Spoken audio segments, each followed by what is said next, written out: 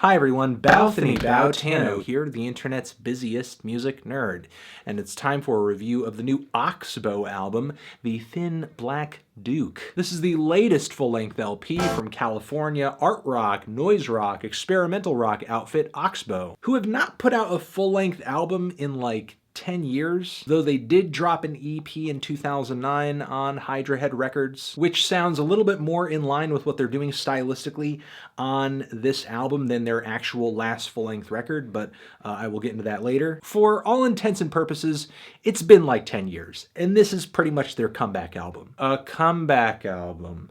We haven't heard one of those in 2017. Not to be cynical, but there have been a lot of groups who peaked creatively in the mid-90s, early 2000s that have been dropping records out of the blue lately. However, as far as experimental rock goes, Oxbow is an underground, underappreciated great. I would not hesitate for a second to recommend to you guys Narcotic Story or Serenade in Red or In Evil Heat after you watch this video. However, their latest record over here shows the band returning with a refreshing new sound and direction, which is not a bad thing. You know, there's really nothing sadder than seeing a band return after 10 or 20 years only to try to do the same thing that they used to do and fail miserably at it because just the energy, the passion, whatever was there originally is just not there now. And, you know, if any underground band can totally get away with doing something completely different after disappearing off the map for a little bit, it's Oxbow. So rather than delivering unpredictable and animalistic and wild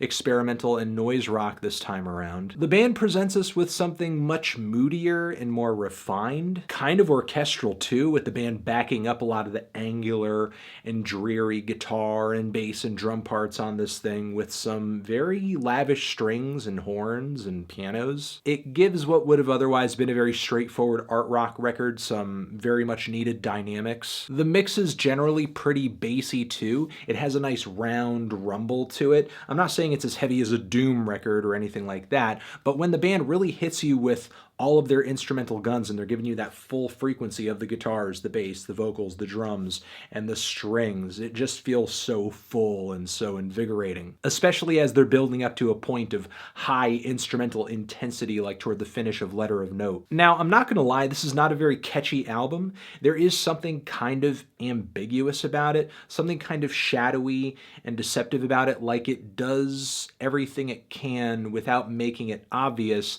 to sort of make it difficult for me and for pretty much any listener to kind of wrap their head around it and enjoy it in the same way that you would pretty much any other rock record. Like, for one, the album isn't very visceral in my opinion. It's not a very throttling rock album, though there are some very heavy and aggressive parts here and there. But what I think kind of weighs that down, and not in a bad way, actually in a very effective way, in a very artistic way, I think what kind of weighs that down is just this overwhelming sense of tragedy that permeates almost every spot on the record. And I think it's that tragedy and it's that dodginess that kind of made it hard for me to review this album, because it has been a while since this thing came out, but I've been listening to it on and off for weeks and weeks and weeks. And while I have been enjoying it, I've been kind of stumped on how exactly to explain to you guys what makes this album tick and what makes it appealing to me. I mean, for one, after multiple listens, there are some pretty significant and sticky melodies that work their way into multiple tracks here, like the very dreary piano and string melodies on HOMO, or the very grand and swaying outro on the song Host, which features these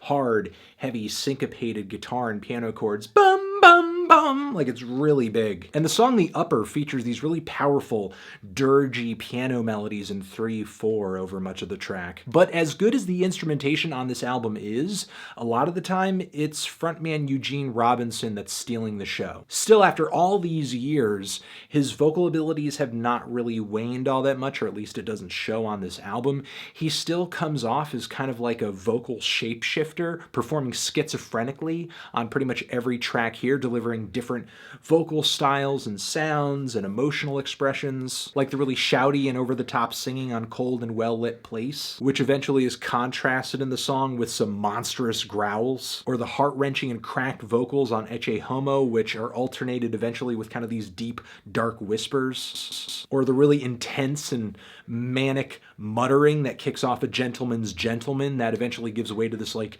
very gruff, sort of barking vocal that delivers this really kind of creepy character portrait. The strained shouts over much of the finished line are unsettling to say the least. The song The Upper features these really cold, weird narrations, while Host has one of the most wild and twisted vocal performances on the entire album. Eugene just showcases an incredible amount of versatility all over this thing. He's unpredictable, he's unorthodox, it's strange, it's really difficult to define and pin down exactly what he's doing some of the time. And that's kind of just the album in general. Even though a lot of what I'm hearing here doesn't sound completely alien to me or anything like that, but trying my best to decipher this record has been a kind of weird process. I guess maybe I would have hoped for maybe a more logical flow to the songs, or maybe some of the lyrics on here, but maybe the fact that interpreting this stuff was kind of a weird experience is exactly why this album left such an odd impression on me. One that I can't quite shake, and leads me to feel that this is easily one of the more outlandish rock records I've heard this decade, and maybe one of the harder ones to measure too.